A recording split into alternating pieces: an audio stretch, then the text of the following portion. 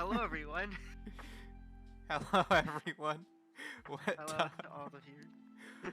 We're gonna talk about uh, anime again today for like 3 hours this time. Cause last time pro- it was two and a it's half it was almost hours. yeah, it's 2 hours. It was insane. We'll probably either talk about anime or VTubers because I remember I mentioned last time we needed Mm-hmm. to talk about VTubers eventually. Yeah. The Uh, only VTubers I really know all that much about are Hololive and a couple of indie VTubers like Pika. well, she's not indie. She's Vom's. She's what? She's Vom's project. I don't know what project that is. I legitimately thought she was indie. Holy No, it's shit. you know Gyari. He's like a music producer. He does a lot of Vocaloid and voice roid Uh, stuff. I'll be honest with you. Fake weeb moment.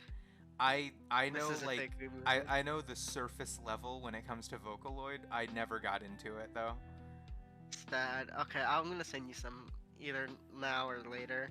You'll see what I mean by it's good. It's really good. Mm-hmm. But essentially he started up his own like VTubing brand, and that's what Vom's project is. I see. It's I see. It's kind of like how what was it, Gunrun? The one of the guys behind Twitch did V Shoujo, right? yeah, yeah, it's exactly like that. It's just hey, why not go into this marketable thing where it's like, oh yeah, we could just sell VTubers because they're becoming popular. Yeah. Yeah. But yeah, oh well. Everyone's getting into VTubers nowadays. I don't know why like VTuber is the new like thing. Like I don't know. Netflix felt the need to get a VTuber, and Netflix is like why? Netflix I isn't even a mean, live streaming company. It's a media streaming company. Why would they have a VTuber? But are we like much better?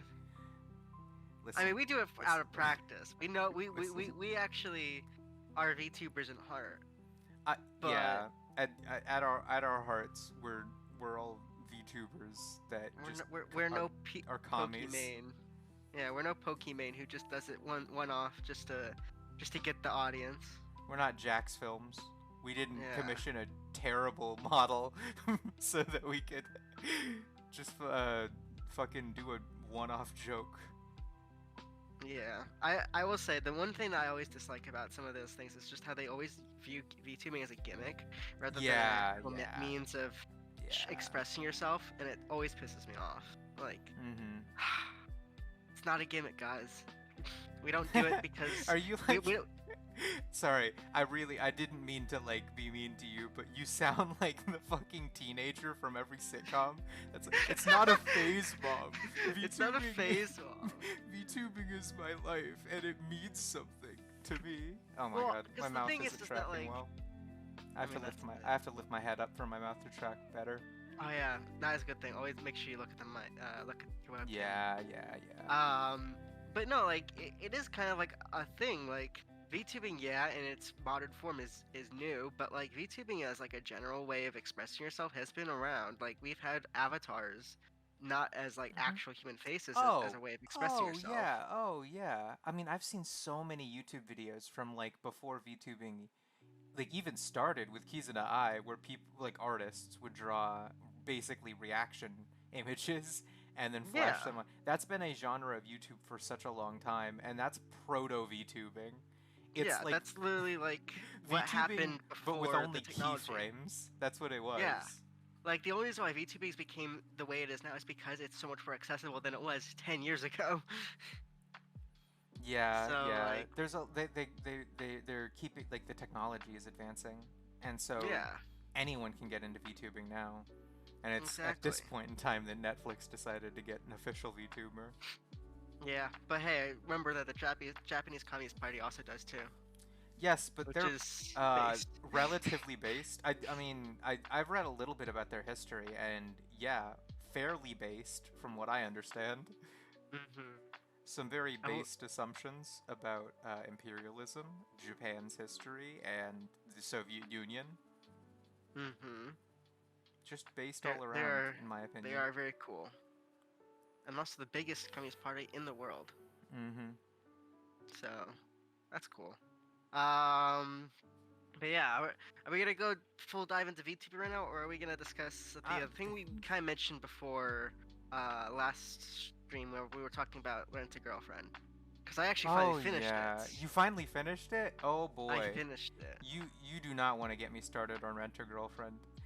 I'm gonna tell you something right now. This is a thing that's just like about me. Um, but like every like all the time basically, I have in my heart my favorite harem anime, and it's the one anime that I think about constantly. And for a 3 month long period, it was Rent a Girlfriend. So Really? yes, I think for a long time it was Bokuben, and then it was Gotobun, and then after that I think it was Rent a Girlfriend, and then I think the next one, which I think should be my current one, is wait, hold on, what is it? Reevaluate my beliefs. Yeah. So at any given point in time, I have like a harem on my mind, honestly. It's like I interesting don't way to know think why. about it. I just it's like it's a genre that I really like because I guess I'm like when I get into any sort of media at all, I'm very character driven as a person. So like Hmm. or character driven is not the right word. I mean, I like character.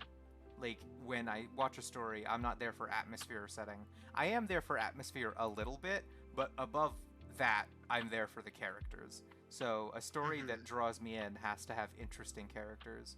And the whole point behind the harem and other romance animes is that they have interesting characters, and Yeah. that's why I like them so much. Damn, we lost 2 viewers as soon as I started talking about harems. It's okay, because I love talking about harems too. So Yeah. we'll So get we'll eventually get them. that basically what I'm saying is if you're going to talk about Rent a Girlfriend, I'm going to have some opinions. Well, I obviously have some opinions too, because I'm also a what you'd say a connoisseur, though I'm more of a retro kind of viewer of harems, because I watch more of the 2000s era of I harems. see. I see. So I'm definitely a contemporary harem so viewer. the way I saw Threads a Girlfriend is I call this in our Great Lobster man's view postmodern harem. Yes, I would agree, and that's something that I find I'm quite into is postmodern harems. This I would consider this postmodern, not because of the way that the harem's designed, but because of how the characters are played into the story. Mm-hmm. I know exactly Because what you mean. it's I kind of tried to nod my a head, and it just ended up my eyebrows flexed. Do you see that on stream? I Nodding when do. I nod my head, my eyebrows flex. Oh, lost me for a Uh, second. that's so good. But yeah, the way that I view it is that it's a postmodern harem, and the way that it works is that there are two characters that fit into that postmodernness, and then there are two Mm-hmm. characters who are more of the traditional sense of harems. And ironically, it would be the first two characters, which are the postmoderns, and the last two being the more traditional. Okay, so try to elaborate on like Rent a Girlfriend specifically, and So, what places you think everybody holds. for Chizuru, our Mm-hmm. main female lead, she would be, I would say, the postmodern because of how her character is more dynamic than most other mainstays for like what it Mm-hmm. is, and it's also because she's not necessarily the harem lead or anything like that. It's just that she's designed to be the lead by the series itself. She Yeah, has no Kazuya. actual interest in Kazuya y- apart from the ending of the series. yeah, Kazuya. The only reason Mizuhara is such a mainstay is because Kazuya fell in love with her, and that's like which basically the whole point of the series. which Every then other we'll girl also is a go on distraction to him. exactly, and then I'll go into why I don't hate it, but I feel like it goes into this weird direction that it doesn't fit well with with harems, I guess in a traditional sense, but maybe for a postmodern sense it kind of works. But we'll get into that in a little bit. Let me go explain all the girls. So Chizuru, she's not even I would even consider tsundere. She's very much more complex than that. So it's not like she Yeah, fits into a she's kind of specific just mold. weirdly enough, she's just like an average girl, she treats Kazuya the same way like a normal person would. That's effectively what I see. I think that Yeah. she's actually more sympathetic to Kazuya. She can kind of see where he's coming from a lot of the time, better than Yeah. some people would be willing to do. Mm-hmm. So Chizuru is a fine character. Not my favorite, but I mean, I guess as a main character, she's fine. Then we Mm-hmm. get to Mami, who is most, I don't care if this offends anyone, but she is worst girl in the series, hands I down. That's not a controversial opinion, and I feel like everyone agrees because some people hate her because they think that she's a quote unquote bitch, and some people hate her because they see things that she does as inherently manipulative. And so like Yeah, there's a that I there's would a definitely agree with. there's The a good and a manipulation. bad reason to dislike her, but everyone dislikes her for some reason, whether it be good or Yeah. bad. And then you also kind of realize why she likes Kazuya. It's not because she actually likes him, it's because she doesn't want to be one upped by him, essentially, which is just Yeah. not a healthy mindset to have. She has a horrible mindset. Like later into the series after the anime ends, her sort of feelings towards Kazuya border on obsession at some points because Yeah. she just wants to prove something to either herself or to Kazuya, and Yeah. the narrative tries to convince us that that's love. But it isn't. Like, that's, again, this is what I mean by, like, postmodern harm. I don't get it. Like, it just doesn't make sense to me. Like, that's not traditionally what would be a bonding or building of a relationship. That just sounds like a abusive relationship. Yeah, she's not good for him or herself, honestly.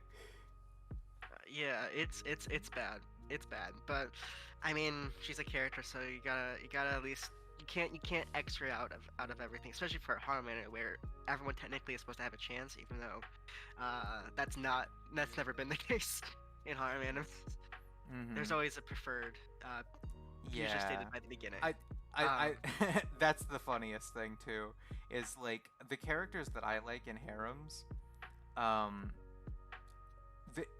they fall into two categories. They either fall into the second choice, meaning the girl that's second best compared to the character's own interests. Like he'll have his main girl that he likes the most, and then the second one, and the second one is the mhm. one that I like the most. And Yeah. the other archetype is the girl that gets treated like she's not even human. At least twice in harems, there's been a girl like for quintessential example, Ruka, who gets treated like a nuisance by Kazuya a lot. You Mhm. know what I mean? That's the example is Ruka. Just like girls that get treated like they shouldn't even be there. Those are also my favorites. And Yeah, so that it's hurts all the time, constantly. yeah, it's one of those weird like tropes within harems that is always just like that weird sense. Like it would make sense for a series that has like a lot of female leads, but like for something for this where there's only four girls, unless there's Yeah, more added in the rest of the series, which I don't think there is. There's I four main don't. girls. I don't And so know you if kind there of is. you have the easy ability to give all of them the fair amount of time that they deserve.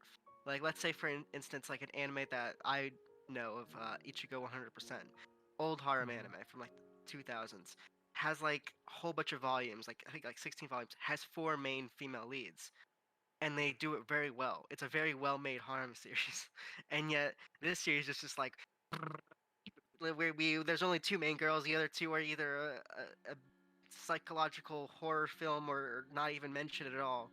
Uh, but yeah, it's insane. But Mhm. oh well. Then Ruka borders on best girl, but also has her, I guess, her own faults. But then I guess it would be partially to her being more of the traditional harem female lead, and the Yes, fact that she's I'm like willing to say that. she's more, I wouldn't say obsessive. She's, what do you call? Attached. Yes, because Ruka's whole like arc, not to spoil anything, but Ruka's whole thing is that she genuinely believes that if she lets Kazuya get away, she will never fall in love again. And she has at least somewhat good reasons to believe that that might be the case. Yeah, like the whole heartbeat thing, which is that's if anything else would not consider to be traditional, but that itself is so much more traditional. Having a weird gimmick like that is such an It is. old It is. It's a 2000s weird method of gimmick. doing harm things. Like It's this cute reminds me of though. Shuffle. It's cute. It's adorable. Oh, It's the reason why it oh works my so God! well. You just mentioned Shuffle. I'm gonna be honest with you. Shuffle is like a harem anime that I notoriously, constantly, and always think of as the worst anime I ever watched. Really, I thought when I first watched it was one of. I actually no, I wouldn't say it would be the best. I at first was held contempt for it for a while, but then over time I kind of realized, oh, I kind of like it more and more over time. But this was also before I watched more and more harem animes. So then I I see, oh guess wait, I there's could come around because the last time I thought about Shuffle was 2013, you know? thing. So, like, it could be that I hated it while it was going on, but I might not dislike it now. It's I'm not gonna go into exactly why I like Shuffle because I think that's its own topic, whole other topic. But I think that the way that it used its characters as a gimmick, like their gimmicks to it as like a way to express their characters, was a good way of expressing these characters, especially for a series that's only like 24 episodes. Mm-hmm. Uh and like this comes from a visual novel, which has a lot more time and ways of explaining characters.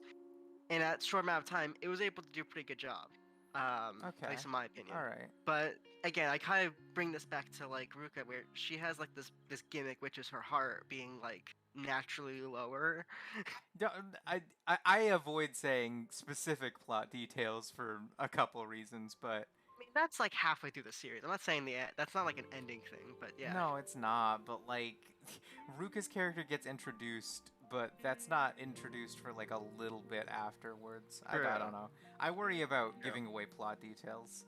Well, I'm not gonna say anything about the ending of the Okay. anime, even Okay. though it's not even like what Oh, do you you've call seen the ending of the anime. You haven't seen. Yeah. The manga's not even finished, so it doesn't The even matter. manga's not even finished. I was gonna say that. I was gonna be like, there is not an ending yet. Yeah. And then the last character is best girl Sumi. Sumi is just best girl, and it's sad I because like she's Sumi also a lot. like the least showed character in the anime, I and know also exactly manga, what you mean. Yeah. and Yeah. also manga. Yeah. The manga explores after the events of the anime. It actually shows her like a little bit and just enough for you to know, or just enough for you to feel bad for her. Honestly, like it's like, Mhm. hey, you see this girl, feel bad for the fact that we refuse to show her on screen. It heavily plays into the traditionalized view of the shy girl. It is so painstakingly hard to notice it, and it's just like, why can't you give like I don't know, like character Mhm. building, like other things. I mean, not to say that the one episode that she was in wasn't like good. It was a really good episode, but like give more of that. Yeah, yeah. So it's sad. It's sad, but you know what can you do? All in all, though, I think the characters themselves are fine. I mean, again, for harem genre anime, having characters that are like being the main focus of a story usually they need to be good, and I think these ones are pretty fine. Mhm. Maybe not the most highest part, Yeah, but no. they're at least better than average. I think they're better than like the average harem. Mhm. Yeah, I agree because that's the reason why I liked Rent a Girlfriend so much back when it was airing, was Mhm. because I felt like it was a harem that I could at least respect. Yeah. But to this day, my favorite harem is hands down Gotobun. Mhm. Because I feel like its depth of character was like, oh, so beyond the pale. Like, it blows other harems out of the water, kind of, by having interesting, like, actually interesting characters. I need to double check. I do have that in my anime list. I have to watch. Let me double check that just to make sure. Maybe I'm exaggerating a little, but I feel like Gotobun. Maybe, but I feel like I other don't. people agree that Gotobun's characters are interesting and deep, but you know, it's all a matter of perspective.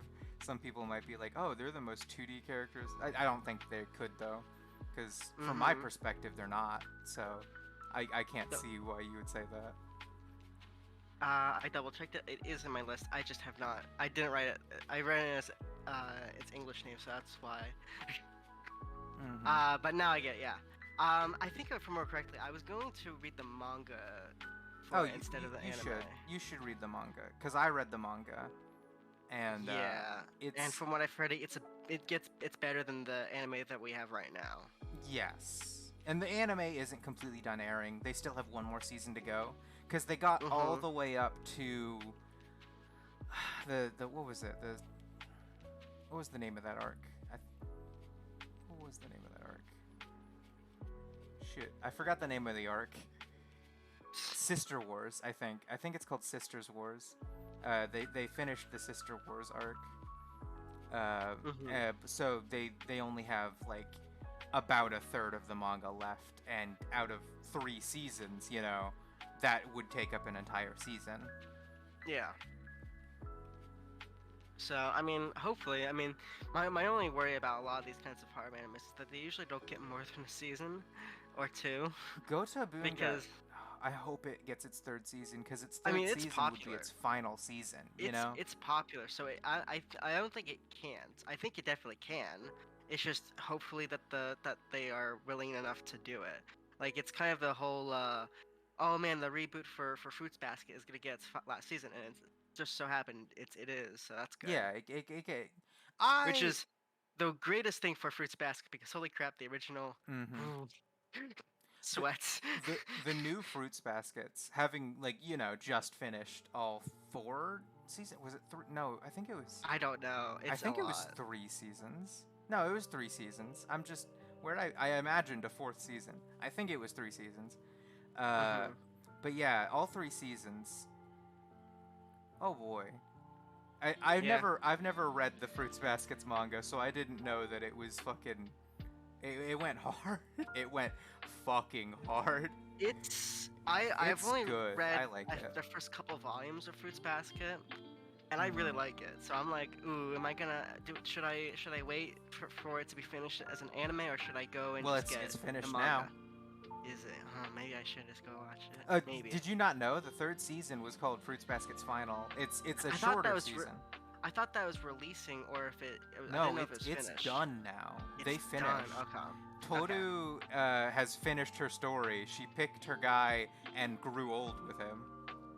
Well, hey, that's like my favorite part of a harem is when they actually continue on the series, which is the reason why I still believe that Clan End is the best harem anime. Yeah, because it has a whole season. Because it actually freaking goes into. Don't expect that with Fruits Baskets. I know it's not. I know. It's kind of like a post credit scene, but I'm expecting that's something from like effectively it. Gosick or something like that. Mm-hmm. If you ever watched Gosick, it's a great anime. But yeah, where But were we? damn, Where yeah. we were talking about Rent a Girlfriend. Yeah, we were Comparing talking it to about other, Rent a Girlfriend. comparing it I to would about say other animes. Rent a Girlfriend is probably high mid on the tier list of harems. I mean, yeah, I'd say it's better than like the average, but I'm not Yeah. sure if it's like high average, like much better than like other ones. I think it's good. I think the thing that makes it really good is the art. Art is beautiful. I'm Like you gonna say can this right sell an now. anime because of the art. Mm-hmm. What? I'm gonna say this right now, and this is kind of an important aspect of like my life that ought to be known by people who know me. I'm a very aesthetically aligned person, so like 90% of the time, you can get me to do anything so long as it looks pretty. Mm-hmm. Like I'm not even joking. When I pick out mangas or animes to watch, I do not read their descriptions. I do not do anything, any sort of research or anything. I look at the cover image, and if it looks nice, I watch it. And then Yeah, if that's the fair. actual anime is boring, I won't watch it. But a a somewhat mediocre anime can convince me to watch it if it's more aesthetically pleasing than the average. Like Mm-hmm. I heavily rely on aesthetic just to like honestly it's more important to me than most other things, especially when it comes to watching anime. Yeah, A I bad definitely story is fine if it looks pretty. Yeah, I've definitely grown to that kind of idea of anime over time. Like I definitely would say like something like something that's as aesthetic as like Sarna Zetsuba Sensei. Like maybe when I would first start watching him, I wouldn't be that like inclined to it because it's very stylized. But like now I'm just like, dang, that's cool. That's a cool art style. I like that, and that's why I like it so much. I mean, that's part of the reason why I like it so much. I like the actual anime itself for multitude of reasons, but the art style is like also like one of the greatest things about it too. There's so many Mm-hmm. that I can think about that, like Rosen Maiden or like Hidamari Sketch or like I don't know, like all these kinds of things that are just like aesthetically pleasing, are just entertaining to watch just by themselves. You Mm-hmm. know, anything else just adds more to it, really. So Yeah, I get yeah. that. So Rent a Girlfriend, it's a very pretty anime. One of the biggest things I dislike about it is its music. Not the openings and endings, but its OST. It's I so see. repetitive. I I see. I hate how I hear the same song, the same background songs over and over again in every episode. They use the same songs over and over again, and they have no variation between them. It's annoying. I think I remember what you're talking about. I do genuinely. I don't pay close attention to music, but when I notice it, I think better of things that use good music, and I Mhm. do not remember Rent a Girlfriend having particularly good music, which says something, you know. Because Yeah. even the recent Nagatoro, there were points at which I went, "Oh, the music here is actually really good." And the fact that Mhm. Nagatoro got me to go, music is good, and Rent a Girlfriend didn't, is, you know, I guess enough to prove that the music wasn't that inspiring. I feel like you're already trying to make me segue to my next topic, but Which I was, wanted to, I was which just is why talking about stuff. I wasn't trying to make you segue. no, it's Nagatoro because came up naturally. because I wanted to state because I watched Nagatoro right after watching Rent a Girlfriend, and then my ultimate opinion was that Nagatoro was better than Rent a Girlfriend. I listen. There's good and bad things about Nagatoro, but I can concede completely that its sound design was better than Rent a Girlfriend. Oh yeah, definitely. And it the ending, or not the ending, but like Anime ending. when you get past the midpoint, sort of, you know Mm-hmm. what I mean, then it shoots up in quality quite a bit. It becomes a lot nicer to watch. You want to know something kind of funny about Nagatoro? I What? tried to read the manga. I did. I saw the manga and I tried to read it before the anime was even like not even just announced. It was like such a long time ago that it was before I'm sure they were having discussions about anime. Mm-hmm. Maybe they were, but you know, I couldn't possibly know. But it was a while back. I tried to read the manga, and I simply stopped after chapter one because chapter one was so gruesome to me. Like the way that she treated him actually made me feel bad, so I stopped reading it. And I guess that stops about midway through the anime. She stops treating him like trash. I feel like, I'm not sure if this is would be at this point considered spoilers, but yeah, it is true. The tone of what Nagatoro does over the series is varied. Like it's not Reduced pe- after a people while.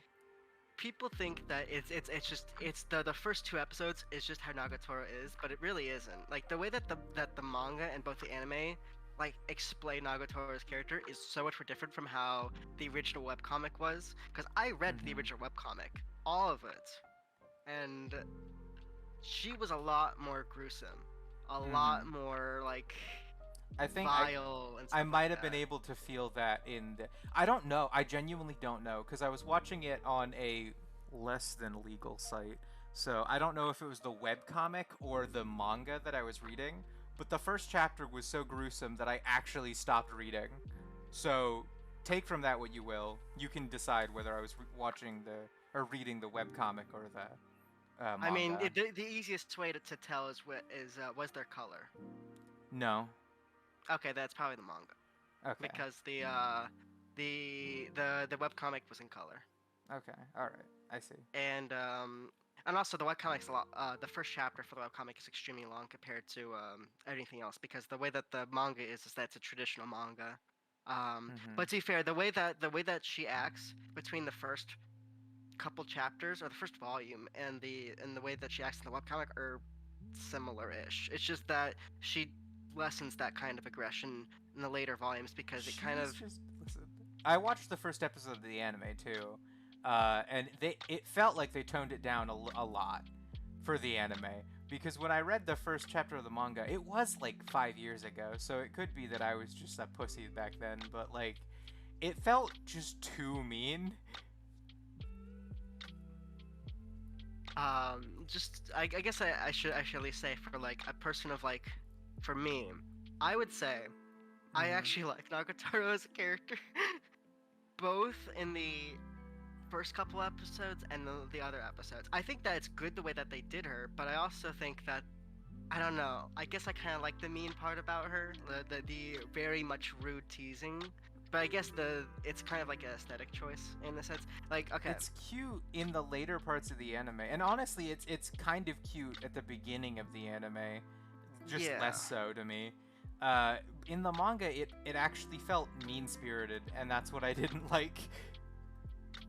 because like the way that it kind of like it's explained, I think later in the manga, and I think even it is shown throughout the anime, is that the reason why she does is because she just doesn't know how to interact with the guy she likes, so she I has to see, I constantly see. tease. Isn't And that then the haven't first I heard that before? volume, and the first volume is just her gauging on how far she can go. That So that's that a was little kind of, fucked up. I Just mean, yeah, just a but what do you tad, expect? just a tad fucked up.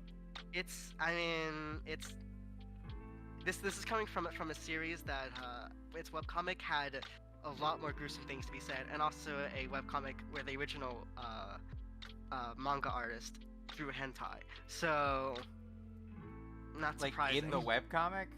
No. Nagatoro is the only series that he's done that isn't hentai. Oh, okay. Well, Yeah. So this is his only pure say so series, all right. and he wants to keep it that way. So yeah. God, where were we? I feel like we went really off the topic. We were talking about Rent a Girlfriend and then We were Rent a Nagatoro in that Girlfriend. sequence. Because I wanted to like make it like more flowy, to make it like go as like transition from like Rent a Girlfriend to Nagatoro, because that's just how I watch them. So I wanted to like go over like the things that I wanted to say about Rent a Girlfriend, and then the only thing I wanted Sorry if my else to mouth say would freaked out. I yawned. it's okay.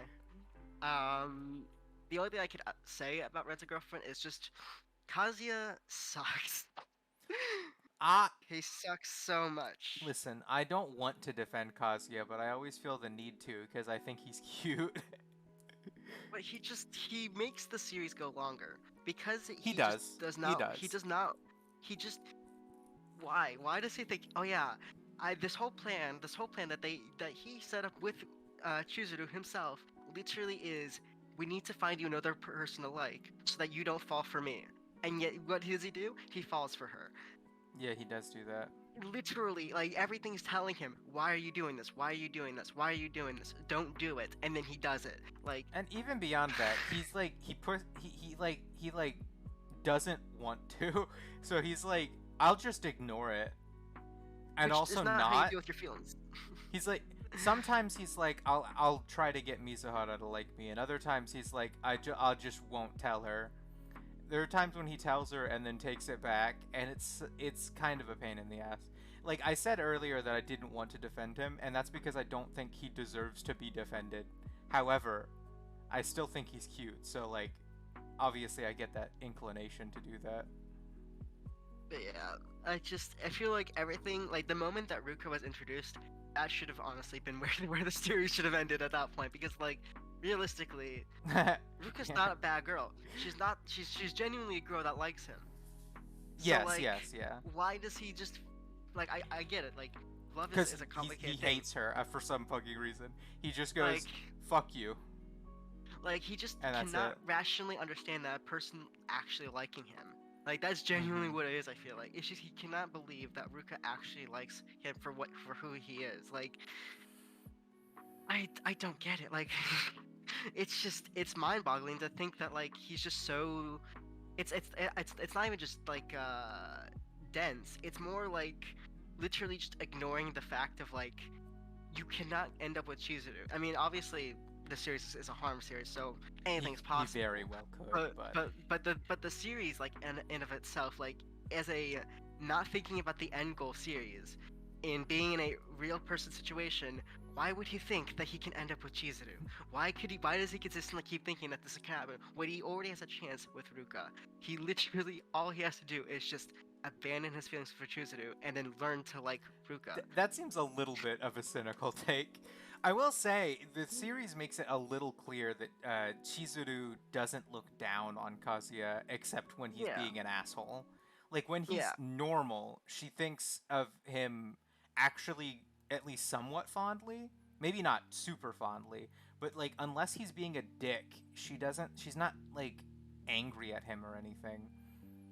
yeah, She would like consider him at least a friend most of the time, except when he's being a asshole. Um, yeah, so like it's not like he doesn't have a chance with her. It's more that he like just ignores a shit ton of stuff and actively tries to undermine his feelings while also forcing them. And it's like yeah. It's a he's so weird inconsistent dynamic. that it makes it impossible. He's so inconsistent that it makes it so weird and not okay. And Because like that's it's I even will admit mentioned that. that like they even mentioned that like technically these people can have relationships outside of their their work because like they're only being rented, so like it really impedes in what their actual relationships are. So he could theoretically ask her out like as an actual Yes, date, if he'd and actually yet do that, if she he'd may actually turn do him that, down, but then that would be a genuine like actual thing to happen. But he's I don't know what he wants. I don't know what he wants. it's I don't know so why he wants to again undermine himself. it's like it makes it's like seeing the answer to a problem and then still not getting there. Like it's like the solution to the harm question is answered. It's just he just refuses to actually answer the question. Like he literally has two choices: go with Chizuru or go like the deep end of Chizuru and actually do it and not stop checking out, or go with Faruko who already accepts him. Like Mm-hmm. Ruka, who at least for a while was literally his actual girlfriend. You know, yeah, like like he didn't even have to do anything. He just had to be like, with Ruka because she was his girlfriend. All he had to do was commit. That's yeah, literally all it took. literally all he had to do was commit. All he needed to do was commit. And He obviously, I didn't even understand have to confess. feelings. He didn't have to do any of that. She made it that easy for him. All he had to do was say, "Okay, I commit to this." He didn't even have to tell her anything. He just had to do that with himself. That's how easy Yeah, it was. But he just like did not like her. the most painful episode I'd say of the anime is the episode like that goes into like seeing their grandparents and then Ruka shows up, because it's Oh just like yeah. you Oh literally could yeah. solve all of the issues right here, right now, but instead you consistently make it worse. You've actually made this entire thing worse. This whole situation is just now ruined because you've just ruined it. And yet, it's they could have just easily solved it. Yeah, yeah. The anime could have been over. The series could have been over. That was We could have had a difficult. clean That was no harem, fun. solution. No feelings hurt. Everything's good. Perfect. Of course, but that kind of takes away the drama. But oh well. I don't mind that kind of I honestly, series. listen, I'm gonna say it. I don't think that you need to force drama with a story. I Drama don't think can you do be either. created naturally as a Yeah. result of like normal things. You know, Yeah. it's not unusual or weird for drama to happen in real life. So you don't need to like contrive situations in order to make it happen. You could just Mhm. like have a normal story. I don't know. I feel like people try to contrive drama or like set it up too much when you can just let things play out normally and there will be drama anyway that you could Mhm. write, you know, as an author. Yeah. It's not hard to find some place where drama could seep in. You don't need And to that's like kind of my paramount, set like it I guess you could say, up. issue of with Rent a Girlfriend is how it is kind of like that. It does forcefully put drama in there Mhm. when there doesn't need to be any more of it. Yeah, yeah. I hear But like exactly I what you're guess that would saying. also invalidate all of Mommy's character. So Yeah, Yeah, mommy's character is to create drama. I feel like literally. even that's a really mean thing to do to mommy. To have her character literally exist just to be a horrible person who causes drama for everyone and whose feelings are difficult to understand. Like, why not make her an actual, like, person? I don't know, with, like, feelings and stuff beyond I don't know. just what's convenient for the Go story. ask the mangaka and be like, bro, why did you make this character just one-dimensionally an annoying thorn in everyone's side? And it's like he would be like, "Oh, I gave her emotions." Like there was a point when she like actually falls in love with Kazuya or whatever and stuff like that and all that. But like that's only convenient for drama. Like Exactly. her all of her emotions serve the purpose of drama. She's not supposed to be a person with complex emotions. She's supposed to be a pawn that's capable of being used to create drama. Yeah, and it's kind and yeah, that's pretty much like there you go. There's my score for Rent a Girlfriend. Not bad, but there are definitely some issues with it. Rent a Girlfriend is fun to watch on the episode by episode level, but That's fair. That's a good. taken as a whole, it actually is kind of contrived and bullshit a little bit. Yeah. Though this has nothing to do with the actual practice of renting a girlfriend. That's fine. We do not condone or we wait. What's the I don't know. Renting a girlfriend is fine if you can do it. If you live in a country that allows it. The U.S. and most Western countries don't because we're weird. Most Asian countries do, however. But yeah, We have as a series, we have yeah, that one website, Rent a Friend or whatever it is. That's a thing that we have here yeah, in the U.S. that is we do have that, but I'm not sure if there's anything that makes it like more romantic or anything like that. I don't know, but I guess it doesn't really matter. Rent's a friend is I mean that's probably the best premise we can get in the West, isn't it? I don't know. I feel like cultural differences aren't actually that much at play here. I get the feeling that it's not that weird. Well, maybe that's just because we are anime. We are made out of anime. We're made We out are of. made out of anime. We're not made out of baryonic Western. matter or whatever. We're not made out of We're made out of imperialism. anime. Shit, We're not made of. I lost my face track. Oh, there it is. We're not made out of baryonic matter. Period. Yeah. That's a very But yeah. that's a very ominous sentence. But yeah, that's my final opinion on Rent a Girlfriend. Not bad, but it has some work to do. Maybe we'll get a second season that fixes a lot of the issues I have with it. I don't know. I might read it when it actually is finished. Probably, maybe. It's not too bad of a series. Then I wanted to go over Nagatoro and my thoughts on it. Yeah. Go 10 ahead, out of keep 10. talking. You like it a lot. I did actually like. I feel like. I had some minor issues with it, but I did think it was okay. What's your minor issues? I want to hear 'em. I mean, mainly just that, like, the whole idea of, like, oh, I'm mean to you because I like you feels like, I don't know, some sort of myth that people tell about love. And I mean, yeah. I feel like that's one of my true. main issues with it was that it kind of tries to justify what would otherwise be abusive behavior in a way, like on a soft core level, you know? Low Yeah, key, low key just like being an asshole to your boyfriend is okay. I don't feel like it's that's it's a bit weird because like the way that I view Nagatoro, because I don't really see it as a like let's say a um what do you call I guess you could say a normie show. It's not a show for like the mass population. It's for those people who are into that kind of thing. And this is what means like I believe that Nagatoro is more or less a fetish kind of anime more than a normie based because it does play into that like you have to be kind of into this kind of thing, this kind of bully play, than not. So that's the way that I see it. But to be fair, I'm also the person who's seen this series since the web novel or the web Mhm. comic. So like that was very much into that kind of fetish. yeah. It was like a very specific. It literally was the fetish. That was the bully fetish. Like the like, bordering on like the BDSM form of relationship. Mhm. And also, I will say the webcomic very much makes it obvious that both parties are very much willing in it. Both Nagatoro is very much part of this as well as Senpai. Oh my But gosh. yeah, uh, Sorry, my face um, track keeps disappearing. it's okay. It's like earlier. Um, I turned on the the lights too.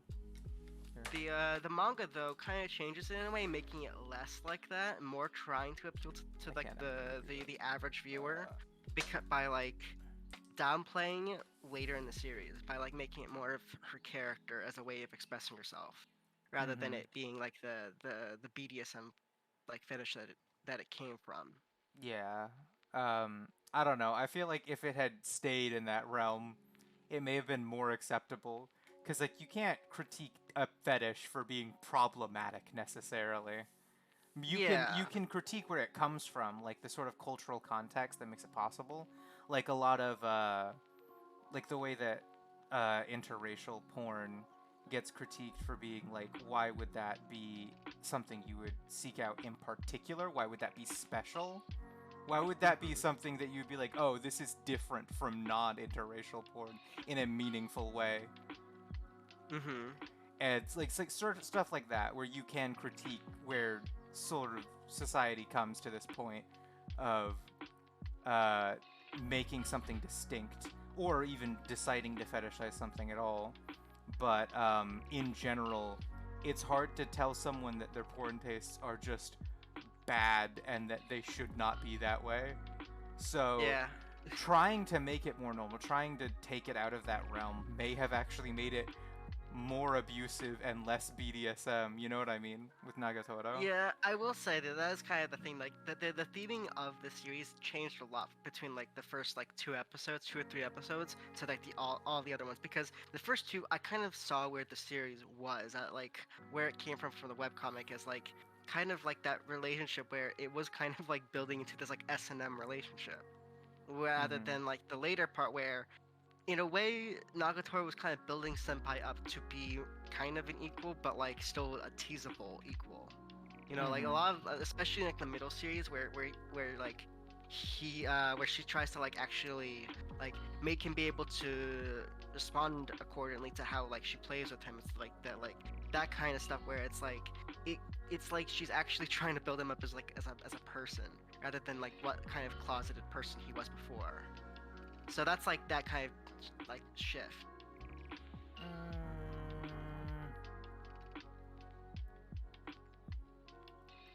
I'm still thinking about that, just like in my head, trying to like process it. I don't know how to feel exactly right now, but I will say that when I watched Nagatoro the anime, I did like it, so it's not like I think it's a bad anime or anything. I thought it was Yeah. good. I especially the music, sometimes it hit me really deep in my heart. Like Oh yeah, the there are music's like great. Both. moments in Nagatoro that just like go, "Whoa, that was a fucking moment. That was like an aesthetic moment." Hmm.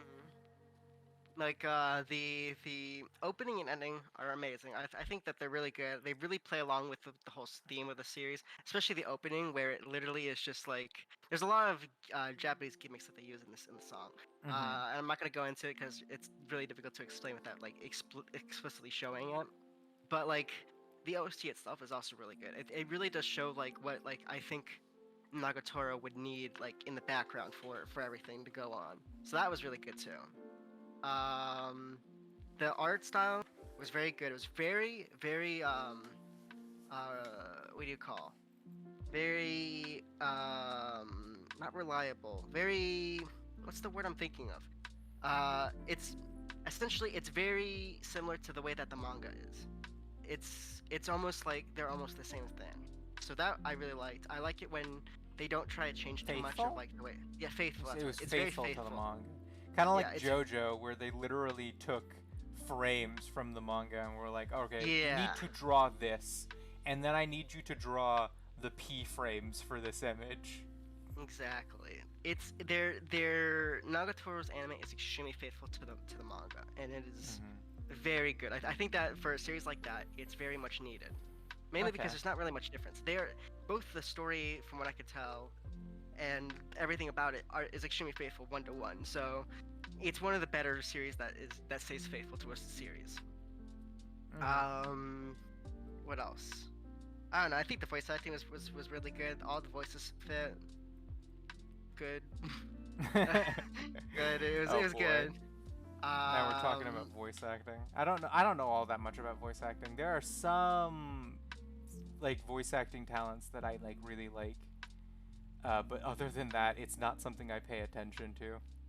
yeah. I mean, I think it really for like the series in particular, it really does need it because they need to be like believable. You know, like you have to Mhm. make it believable that Nagatoro is the way that she speaks. It has to be believable that Senpai is like this nervous wreck like all the time, and the way that he's able to change like the way he speaks like in any given moment based on his initial reaction to something, really does make it like you're actually watching this like in real time, Mhm. like if this really happened in real life kind of thing. So it's really good. I think that was like really well done Okay. too. But yeah, I mean, I guess the only thing that people always like to critique about it is its use of certain words of common day, like the word sus, which I think is extremely stupid. Sus. I think it's so stupid that people shit on It, this anime because it's used the word sus. just it didn't even use the word sus. It used the Japanese word for suspicious, I believe, which is just a normal word that Japanese people use, I think. It's not Yeah, like it's not like they're saying sus in English. They're just speaking normal fucking Japanese yeah, from and what like I the whole understand. thing is that people are annoyed because they're using, oh, why are you subtitling bad, like why don't you subtitle well? It's like what are they gonna say? Like these girls are like high schoolers. They're not gonna say, oh man, that's suspicious. They're gonna say that's sus. That makes it more realistic. Like it doesn't make sense why like I guess apparently yeah, saying using the that word might have been what sus the is bad. subtitles was going for, because like you try to translate the word suspicious, but like a high schooler isn't gonna say that full fucking word out. Yeah, like Honestly, it I just wouldn't do that, yeah. and Even I'm 22 today, so happy birthday. Um, what was it? What was I gonna say? Um, crap. I was gonna say, the whole like use of sus. It makes no sense why people get annoyed with it because sus is before Among Us. Sus was still a word. It makes no sense why people are now annoyed with it because of Among Us. I mean it's because of the fucking mimetic hazard. It's When the so imposter is sus, has become like a fucking actual thing that people. It's like an info hazard at this point. Just hearing it once means that for the rest of your life you're going to hate the word sus.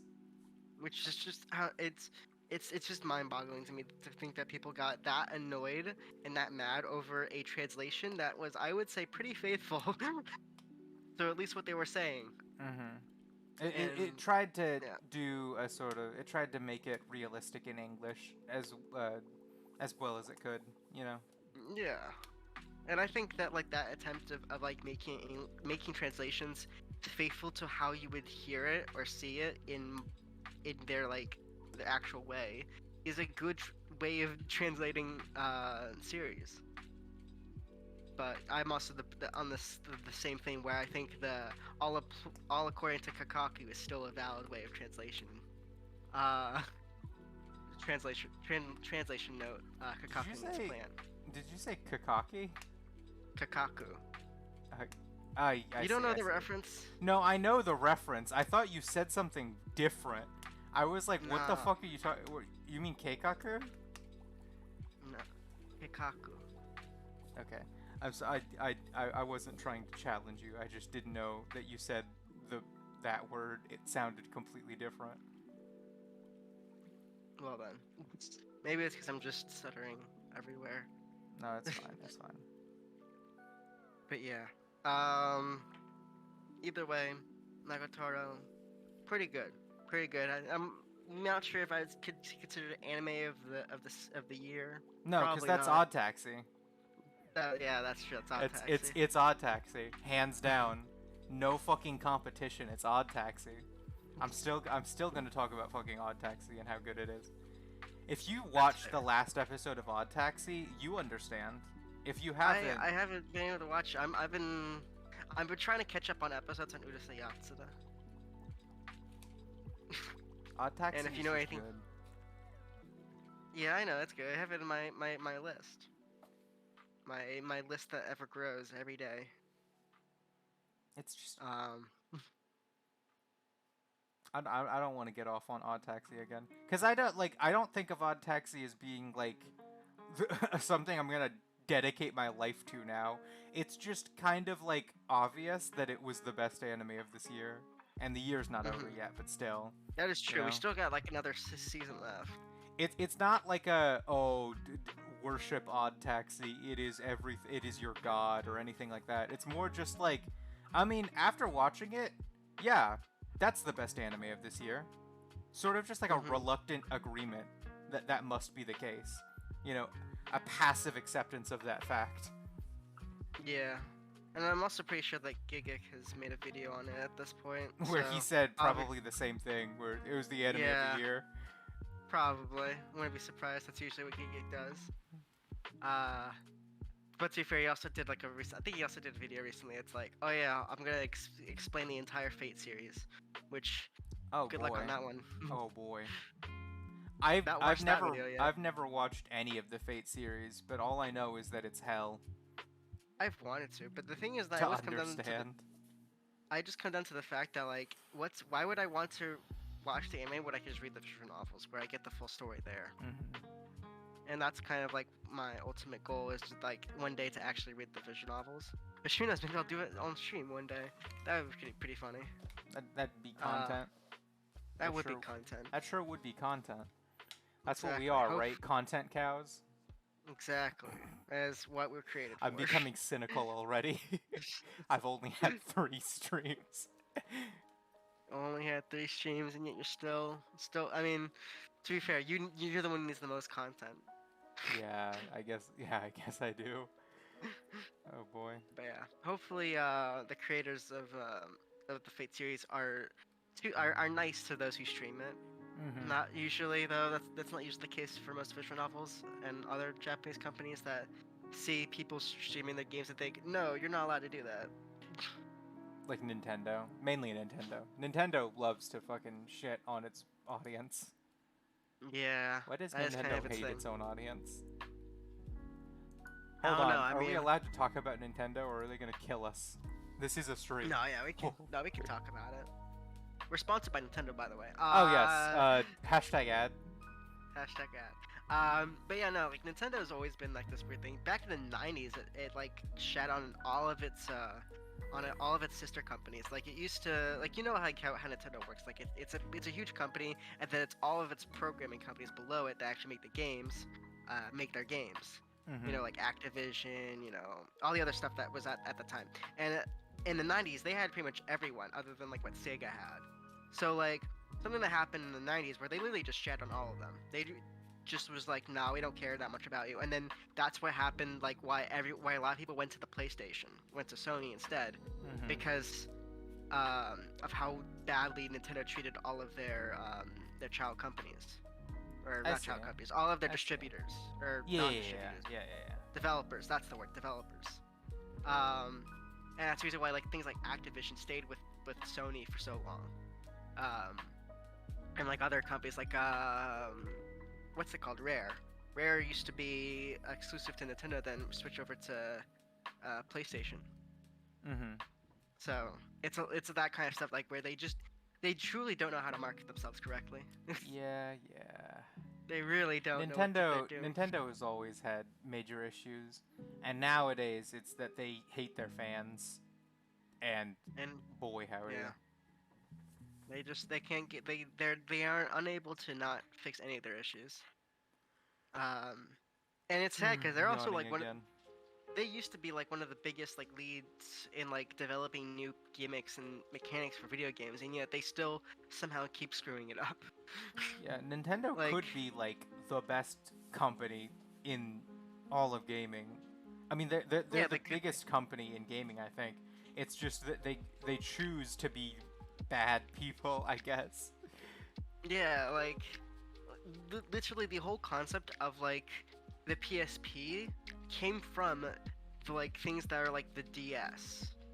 The whole Mm-hmm. concept of that came from that. The whole concept of They like the also were PlayStation Move they and got the then first motion controls with the yeah, I Wii. was gonna say like when the whole idea of the PlayStation Move or the Microsoft Connect or Xbox Connect came from the Wii. Like there were literally things that came out after them because Sony and Microsoft thought, oh wow, this is running pretty well. We're gonna go take the idea, and that's how we got Nintendo like has always had great talent behind its name. It's just that they want to ruin their name. They actively fight against yeah, being perceived well. like it's weird because like the fall started really with like the Wii U, where they realized that oh yeah, let's just sell the Wii again, but make it not that much of an upgrade. Like they, they what they really did was Yeah. upgrade it to HD, and then give it no games. Good idea, Nintendo. That's perfect marketing. Um, and that's the reason why the Wii U failed, like commercially.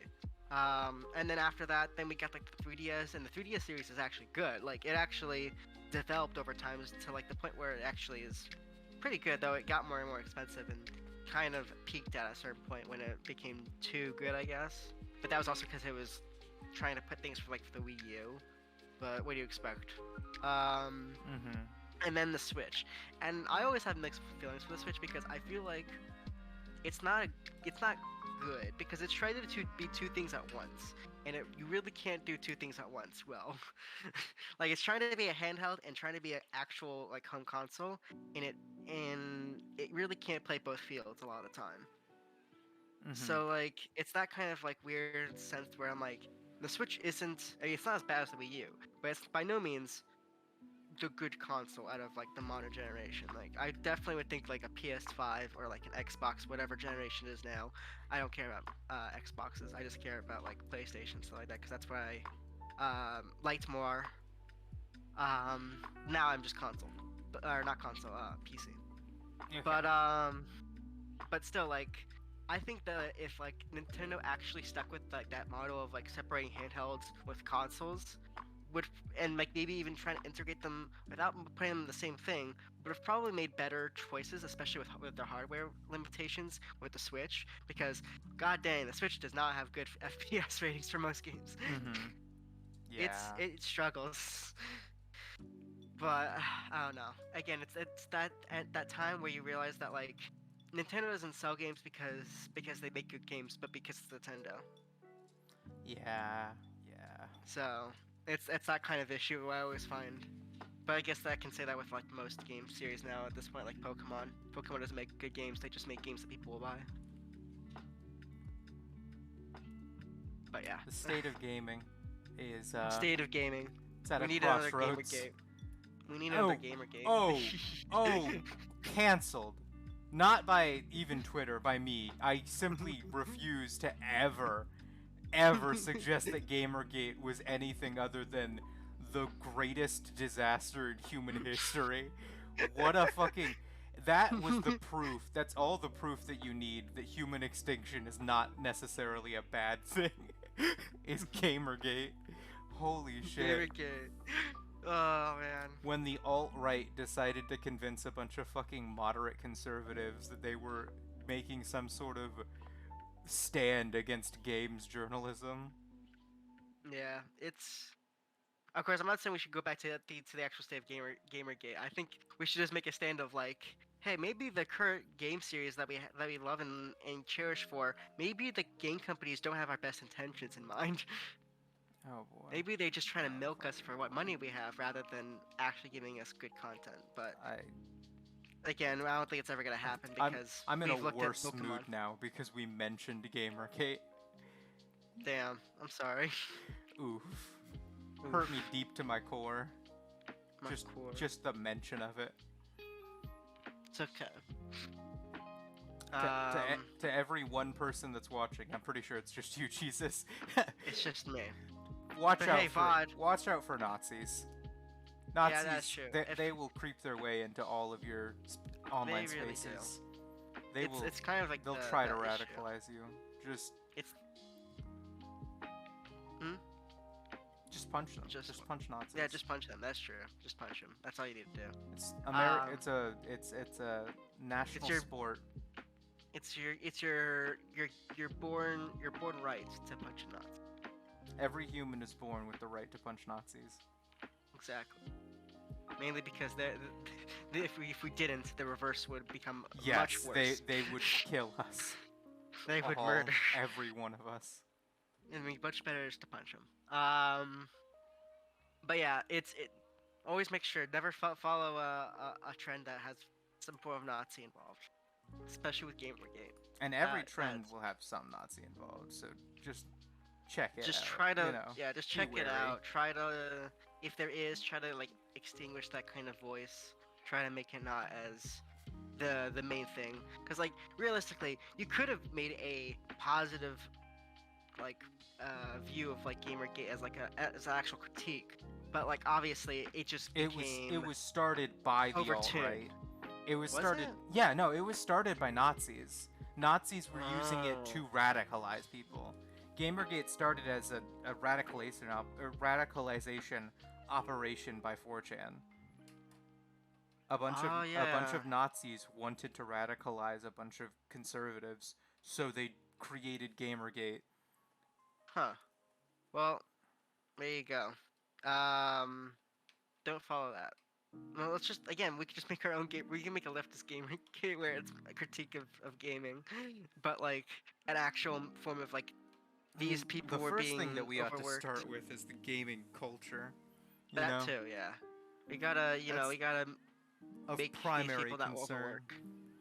Like think about like how many gaming companies do you know that doesn't overwork their employees? Oh yeah, you're talking about crunch culture? Absolutely. like- That's something that we should rally against. We should actively create some sort of movement for gaming unions, or I guess That would probably fix a lot of developer issues. unions, dev Yeah, unions. I feel like dev unions. That's the thing we need. We need all sorts of unions for every possible fucking job that is involved in creating a game. That's true. We definitely Gotta need hit them where it hurts. Otherwise, they won't listen. Exactly. But to be fair, I will say that majority of these gaming situations come from like Japan, where they have a very weird work ethic, where they believe that you have to overwork yourself, which is, I don't know, it's the weirdest mentality. But like, you do you, I guess. I mean, that's late stage capitalism at play, you know. They will that is literally essentially. convince you that your health is less important than your productivity. That's the fucking greed that these fucking these ghouls have. It's Their contempt it's really for weird. humanity. It's insane to me how toxic it is sometimes, Mm-hmm. especially for like just a lot of it being like the Japanese, the Chinese markets, where it's heavily like influenced by that crunch culture that like you have to make this as quick as possible. There's no if ands or be alls about it. It's pretty bad. But yeah, we need to rise up for that. No. We just need to rise up in general. Well, yeah, that too. Gamers of But, I the mean, world. Games of the world. rise up. First, primary objective, convert to leftism, then rise up. You have to do the first one first, otherwise we could have a problem on our hands.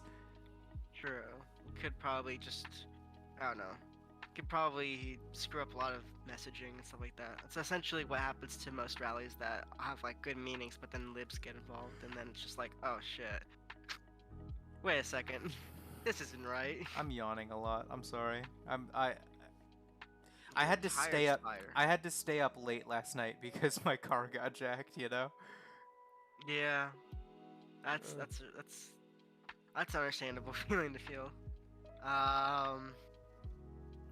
But yeah, what else is there to talk about? We can talk about VTubers now. More about VTubers. We talked about them generally before. Yeah, we can get into. There was Hololive has a new V singer. Yeah, I haven't was seen her much name? about it. It's like No. Iris or something. Yes, it is Iris. I've seen a little bit of her debut stream and a little bit of her first gaming stream, and she is a delight. Very fun. That's good. Very good. I think people were She had trying some to get technical her. difficulties. Like, I think Everyone's gonna have technical difficulties. she had this thing where she was supposed to descend from the heaven in her debut stream, and she had to do it 3 times because it kept messing up. Nice. What was it? I remember it was like something about like her fan name, and like they were trying to make it be like taxpayers because Was it? I it's didn't like get to that point yet. because her name is Iris, but like the Oh, like capital letters of her name IRS. is IRS, so all of her fans are taxpayers. That's funny. That was a good That's joke. a really good play on name. That is a good one. Those fuckers, they know what they're doing. They always know what they're doing. They've got brain cells for days. But yeah, I think it's cool. I will say though, I don't know if it's just me, but like the art style is kind of like weird because it's like it's more realistic than anime. Which is I will say weird. I thought that all Hololive members were like gonna be in the Hololive style, and hers seems to break that mold. Like actually, Yeah. is a different style. Like it kind of breaks that what do you call that, uncanny valley feeling. It kind of makes me feel What do you that. mean? I don't feel like there's an uncanny valley with the VTubers. I don't think it's. I mean, I think like I see it sometimes with 3D VTubers more, but like this is like the first time where I felt it for like a 2D VTuber.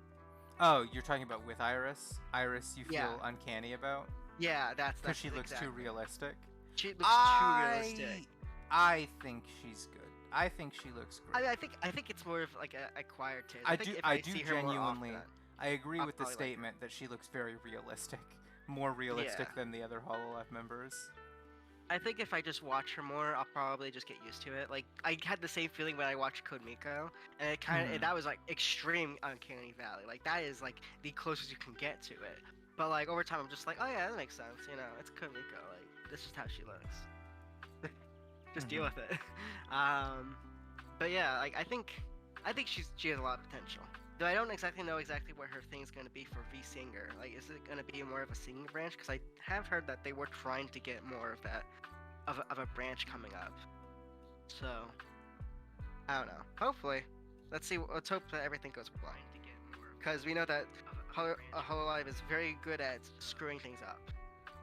Hopefully, that is kind of their signature thing for VTubing at this point is how bad can they screw up on a publicity stunt, or like how bad can they really screw up.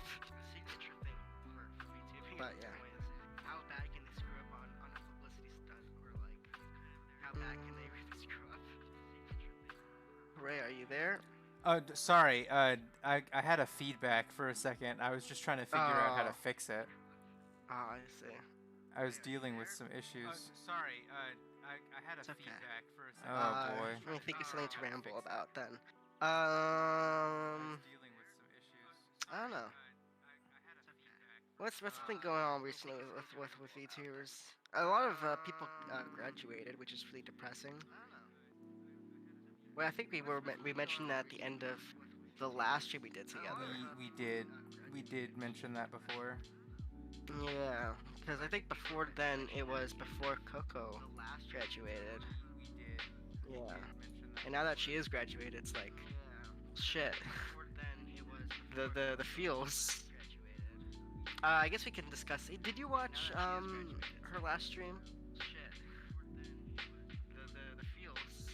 Hooray, did you watch her last stream, Coco's? Oh, Coco's last stream? Sorry, I'm still dealing with the issue.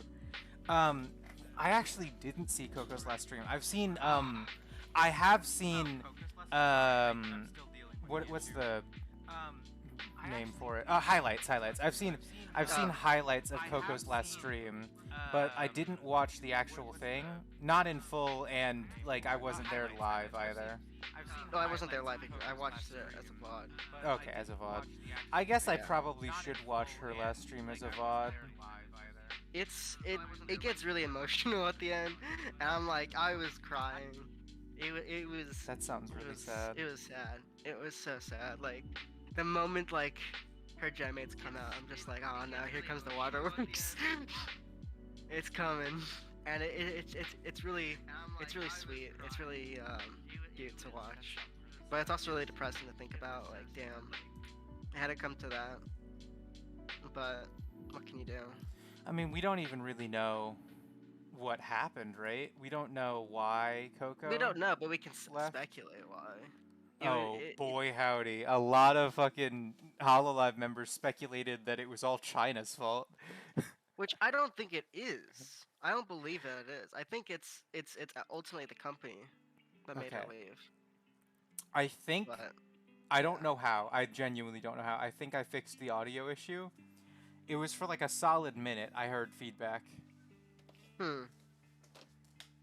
That's weird. Let me double check it from my end. All right. I guess now I have to talk. But Yeah. yeah, the Coco thing, it makes me a little mad because reading through all of the like the discussion about it on Hololive and on Hololive adjacent subreddits and stuff and all across the internet, it seemed so fucking centered on like obviously it was Hololive China branch's fault. And like I'm not going to argue against that, but people were using that as like a justification to say some like really racist shit. Yeah. Like It's insane what I people will go distinctly to. remember reading one comment that was like, it literally said, there are people on the other side of the world celebrating this atrocity. And I was like, what is this, fucking 9/11? What are you talking about? They like, they sounded like Republican rhetoric around 9/11, and it's over Coco's graduation. They wanted us to believe that all Chinese people hate Coco and want to see her fail because she said Taiwan once. I don't know. We're gonna be canceled now because we said it live. Yeah, we did say it, but we don't work for Hololive. That is true. China can come for my ass. Yeah, but it's also the fans. That's the issue. I It's guess, yeah. the nationalists. Because here's the thing, I do not think that the actual CCP is what's responsible for anything that happened with Whole Life. I don't think there's any actual relationship between Cover and the CCP, other than like maybe what was going on between the Chinese branch and Whole Life. But ultimately, I do not think that they had that much of a interaction, based on like the idea of what the Chinese branch actually did, because they did go outside of like what the government would have done. Like they streamed on Twitch, which I'm pretty sure is not technically allowed either. But I'm not 100% sure on that one. I'm not sure if Twitch is allowed to be streamed on in China. But I do know that they are not supposed to be technically streaming on YouTube. But either way, they still did sometimes. So it's not like, I don't think it's like in any way state sponsored or anything like that. Like Hololive China was its own independent thing that was just based in the location of China. So I don't think that the government had any involvement in anything going on between Cover and their branch in China. Cover did try to like make it into a thing though, because like their Chinese release, it wasn't like their Japanese release. It specifically the Chinese release was like, if I remember correctly, it it mentioned the one China policy by name. So it Oh was yeah, I like, mean, it's the whole like way of how do you double speak in a way that like is able to appease the most people from like the yeah, way that you're going the for. Japanese Which release, the Japanese release was something like, "Oh, we're so sorry. Some things were said and it upset some people, and so they're going to be taking a break." yeah. And the Chinese release was, "We at Cover know that we are a Japanese company. However, we respect the one China policy." It was like it changed tone pretty quickly for the Chinese release, from what I understand. Yeah, it's stupid the way that Cover thinks that they can just cover up all of their little issues by just talking to people in different means. Like it's just this just proves that companies are bad. Companies, you know what? Companies are bad, and they're also not people. No matter what Yeah, Rick Perry says. yeah.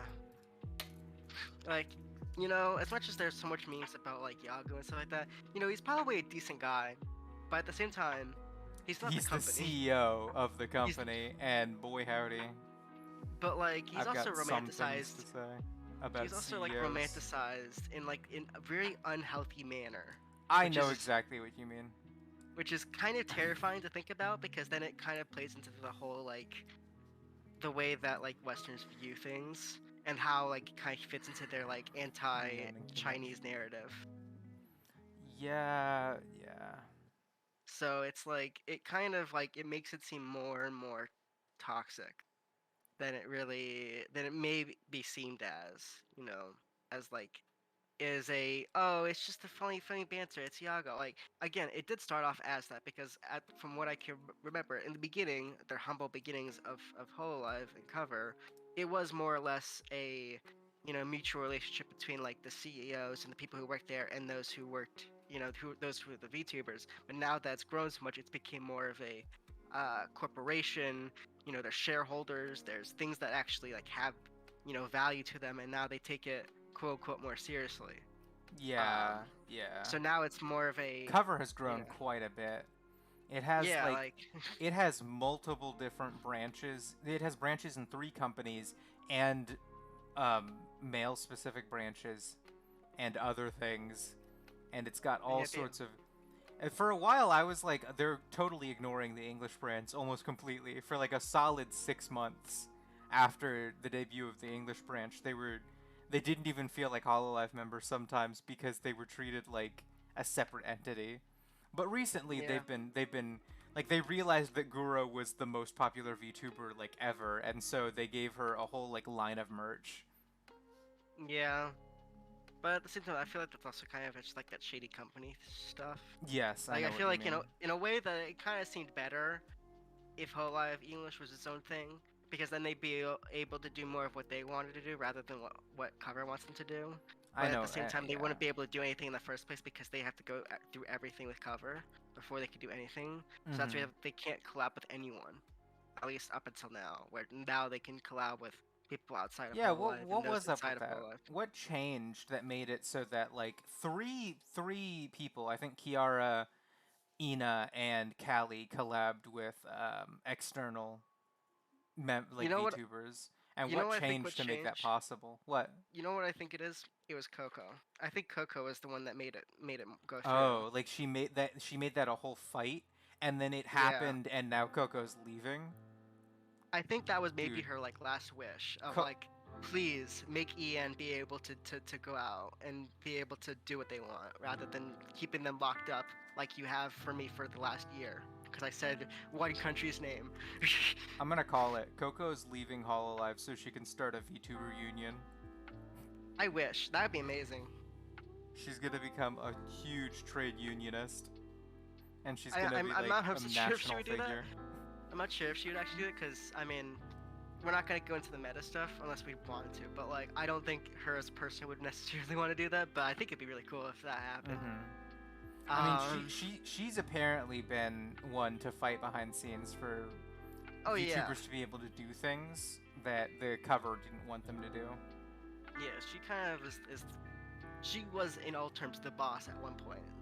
She was able to get through anything through cover at one point, especially like when she first started doing stuff, where she was able to get through so many controversial things in her first like couple months of streaming. Mm-hmm. Uh, it's impressive to think of what she was able Taiwan to definitely defeated her, though. Just the mention of Taiwan. do. Mention That's of not one something she country. could do anything about. Imagine saying an island's name and then getting destroyed by a company. The company that Insane. owns your ass.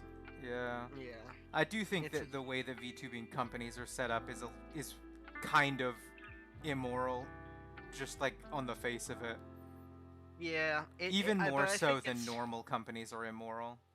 I think it also plays to the idea that like Hololive is supposed to be a quote unquote idol company, And and that they're idol supposed to culture in sell. Yeah, Japan is that and bad. idol culture It's is always very been bad. toxic. It's Yeah. the main reason why the male branch of Hololive or of yeah of for Hololive is literally just not represented at all because they can't interact with anyone other than what they're allowed to. They're allowed to interact with ID because they're considered to be not necessarily the main attraction, Mm-hmm. and those outside of Hololive. They're not allowed to Oh interact with boy. anyone inside of the main That's Hololive group because that would be seen as impurifying them. that's that's not good. I don't know And how like to express in more and than the just a issue couple words how bad and that the is.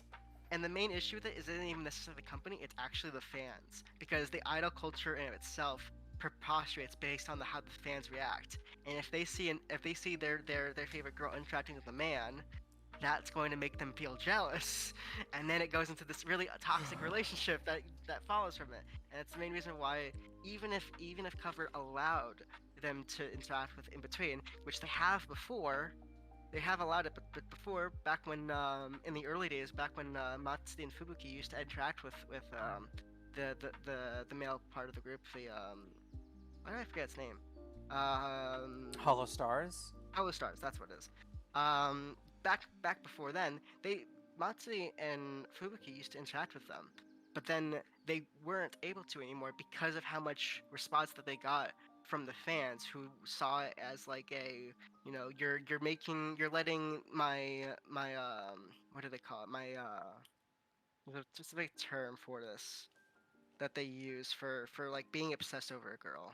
Oshi? Uh, Oshi, yeah. You're letting my Oshi interact with a guy, and it's just like it became like this whole like Dude, get over controversial your thing. fucking Oshi, man. It's They're it's their own like people. They live their own fucking lives. it's terrifying to think about this. And then it continued on with this because, like, let's say for Matsuri, who participates in Apex tournaments, she Mm-hmm. obviously is competing with guys, with people who are men. So Yeah. then she's interacting with guys, and Yeah. yet then people still get pissed off at it. And it's That's just the like, dumbest you're fucking thing I've like ever heard. like she has to go through if I remember correctly, at one point the company Hololive had to go through the tournament to make sure that all of the contestants were not ever on teams with people who are guys. And I'm pretty sure that's not like it now. I think they've kind of worked that out now, especially That's for so Matsuyu. I think that's worked so with it with bad. her fans. But like, it is really a bad thing. There was a whole thing, like, I think it was like a couple months ago, where they were doing a tournament, and right at the end of it, they were gonna be like, "Oh, let's just do a random skirmish. Like, everyone just go into a random team and just play with them."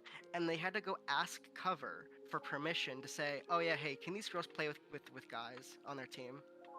And it's just like, you're kidding me. You have to ask for permission for this.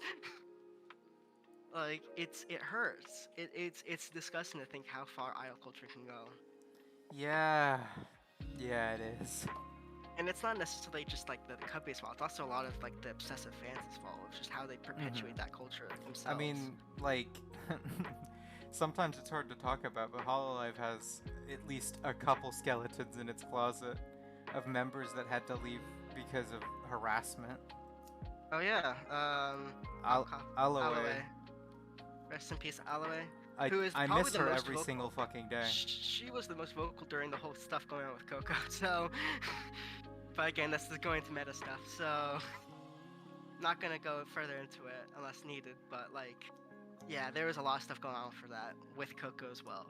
Um, but yeah. So then other graduation news. We don't really mention it because I don't think either of us really What? watched much of it. Yeah. Niji Sanji, but also Lulu graduated. So that was also a pretty big thing. And her Mm-hmm. graduation, we know about why she graduated. And Why'd she graduate? it was a whole stalking issue. Oh, I see. Yeah, That's of she had concern. a she had an entire stalker issue that like she was supposed to be, that was going like being handled by Sanji, but it was going on for so long and so like painstakingly hard for her that she eventually just quit. She didn't want to continue dealing with it. You know, I wish these idol companies had any respect enough to like have any type of protocol to protect women from being harassed and stalked. You know, you think Yeah, as an idol industry or a VTubering industry, which is based on the idol industry, you'd have some protection from harassment and stalking big baked in. yeah, it's really insane. Like, I obviously can't necessarily speak for like not Niji Sanji. They may have done like their most with that they could at the time for doing that kind of stuff, but still, like, she's gone through so many instances for stalking that she had to go on hiatus multiple times during her career because of it. So like, it's insane to think about like how it just became that bad. And from what I can remember, Lulu is like one of the least like open about things outside of her realm. So how the hell did they were they able to get that much info on her? Like, what It the could be hell? that, I mean, most of the Hololive girls have an online presence beyond just their VTubing Yeah, persona. Um, but and there's only so one instance of stalking. Ooh, So no, like, and that was I feel like with Aloe though, if I remember correctly, people were threatening her at her home. If I no, I'm not talking remember. about Olive. I'm talking about Mel. Okay, it's just you said Her they only had one instance of stalking, and I was like, there are other instances of stalking. well as like a perpetuating thing. But to be fair, a lot of it probably is tucked under the carpet, as Mm-hmm. I would assume. The only ones that are that like that well known would be like Mel's situation, where that one is actually the company's fault because it was her manager that was stalking, I see. or her ex manager who was stalking her. Gross. Which I mean, at that point, would be Hololive's fault. That's Cover's Yeah, fault. that would be why mega would cover's you? fault. Why would you hire someone who is prone to stalk? You know, their There's a lot of girl. things, but the most important thing is that once a manager has stalked a person, you want to like give every type of legal consultation because you could be held directly accountable for literally bringing a stalker to someone's home. You know what I mean? Hmm. Like there really needs to be more checks on that kind of stuff. Mm-hmm. Like it's that. Companies have Oof. like ought to protect their, especially idol companies ought to protect their employees, Yeah, like the amount of even though that's times I've seen that's not the how people. profit motive, but like fuck, It's not the dude. profit motive, but if you want to keep your idols alive, you really should do that. Can't make Because money if they've been literally stole like kidnapped or whatever. yeah, it's terrifying to think That's about that's that such a kind of shitty stuff. way of thinking of it too. It's But like that's genuinely how this people may think about affect it. our bottom line. This human suffering is actually not good for business. Yeah, It's so gross. it's terrible, and uh, it's such a terrible issue within the VTuber community about how like stalking is such a prevalent issue. Even if it isn't necessarily everyone dealing with it, it's still to the point where it's able to be talked about like nonstop. Like there's always going to be a case going on that's like Yeah, someone being stalked, someone's being yeah. harassed, With outside. VTubing has grown so much that yes, there will always be somewhere in the news a case of some VTuber being stalked, and that's just the sad reality. Yeah, Because which makes it even worse to being a think part of a about. company doesn't make you less likely to be. Actually, it might make you more likely, and Yeah, like they it's choose not to protect you. I guess not enough at the very least. and it makes you think how many cases are there actually within these companies? Like, how many situations are there like that actually have real stalking issues? Like, I can't even imagine what's behind cover right now. Like, what cases do they have that they know Yeah. of that they don't even talk about? Like, we've had a hiatus for Hato for like months now. But to be fair, she states that's because she's like not in a I mean, productive she had mind. to. What was it? I don't know. I don't remember exactly what, but she had to cancel a series, and I Yeah, it think was that was her. Cover's Well, fault. that was Cover's fault because they didn't want to. They want That's to appeal to more to the YouTube mm-hmm, audience, which mm-hmm. is we can't show things Gross. like gore Fuck and you, stuff like Cover. that. Fuck you. Yeah. That was I watched a couple of the Free Hato, I believe, series, Yeah. and it was gory. It was bad, but like in a cool way, in a good way. And Yeah, like like I hate that they're just like that's not good for our brand image. So I'm going to stifle your fucking art now. yeah, imagine That's just so censoring gross. all of her work. Like you don't even have to necessarily like it, but like just to appreciate that like this is what she created. This is she's even stated before. She did this out of nowhere. It was out of nowhere that she made these kinds of things and she just kept going with it and just letting it go and breed into what it became into like this full She was story. doing well. Like Yeah, and she was really becoming popular. She got a surge amount of subscribers from doing that entire like story thing that she was creating with like her other self and stuff like that, which was yeah. really cool to think about. Like that's a really good way to integrate more lore into your character, even though it really had nothing to do with her original lore. This is just Hato for herself. She's never been consistent with lore. Yeah. But that's, I mean, hey, that's what can you do? I don't think any of the Hololive girls really are consistent with lore, other than like a couple of them. I don't know. I just it's got me down thinking about how shitty corporate VTubing is, and how I don't know, just they limit what their girls can do, but they choose not to protect them either. Exactly, and it's just it sucks. It really sucks. It does That's suck. usually why I don't want to be part of a company. That's why I'm Yeah, here. that's why we have an affinity group. Mhm. Which is, in a way, I mean, we're not really a union, but we're supposed to be like a way of a support group for those Yeah, who, for everyone in. Currently, the yeah, support group's only goal is buy a computer for Fluffy. yeah, and also pay artists to do things Oh yeah, for us, yeah, which we're still working on that one too. But at the same time, we need to also get more artists who are willing to even do stuff for us. yeah. Since you've only got like a couple. Right now, the project is mainly just prospective and active VTubers, and that's it. Yeah, because we can't really do much outside of it right now. We have too few members to make it like a Bigger bigger thing. thing. Yeah. But like I don't know, I kind of like it as the way it is. I think it's nice being smaller. It's easier to stay concentrated on certain things. But Yeah, I get what you mean. God, but yeah, if this stream goes on longer, I'm just gonna yawn my head off. you are. I mean, we were gone an hour and a half, which is pretty impressive. Yeah, it's pretty good. Maybe I'll end it when we get to the 2-hour mark, just because I'm getting tired. That's fair. Is there anything we wanted to like say before, like any other topics that we can talk about? Last time I ended the stream by talking about the subway thing. I guess I could pull up a news article. You know? Yeah, we can end off with a news article. I feel like this is becoming a theme of how we talk about the main thing, and then the last thing we talk about is some just random some off-topic random news article. Listen, news articles are fun. They are. I mean, I have the same news articles that I jotted down 2 weeks ago. Mhm. One of the things, let me see. I lost my face track because I got far away from the camera. There we go.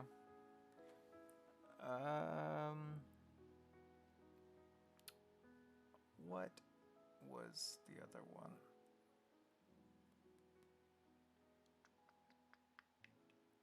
Oh, yeah. I had a couple political things to talk about, but I guess I don't know if I want to like end this stream with something super extra political, having like a, especially because we just talked about something that was a little bit harsh, you know. Yeah. I don't want to bring the mood down too much, so we can talk about the fact that like Sonic turned 30 recently. Really, it did? Yeah, like in June. Crazy. For the 30th anniversary, they got a Minecraft map and a Minecraft skin and stuff on Bedrock, I think. I hate that. That's Why do you terrible. hate that? I think that it's actually kind of cool. Alright? It's terrible consumerism by Microsoft. Okay, I agree, but I think that the Sonic world is actually kind of fun and cool. I haven't played yeah, it. I think it's cool. I think it's cool too. But like, I don't know. It's kind of just that disgusting corporatism that just it seeps into everything. I agree. Like it makes it like unable to make it be cynical. Like there's like adding something like that just makes me feel cynical because like they're not doing it really because for an anniversary. They're doing it as a means of getting their product sold more. So yeah. But I mean, I think it's cool for Sonic to be out for 30 years. I hope Sega did something cool for it. I don't know. They Sega they announced that the 2022 is going to be like the year of Sonic.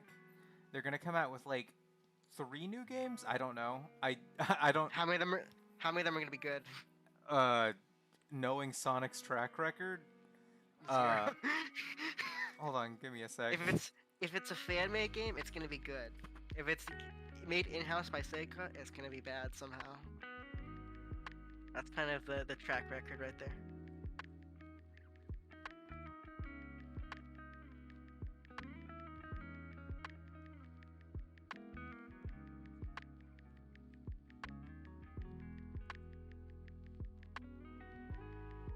You back?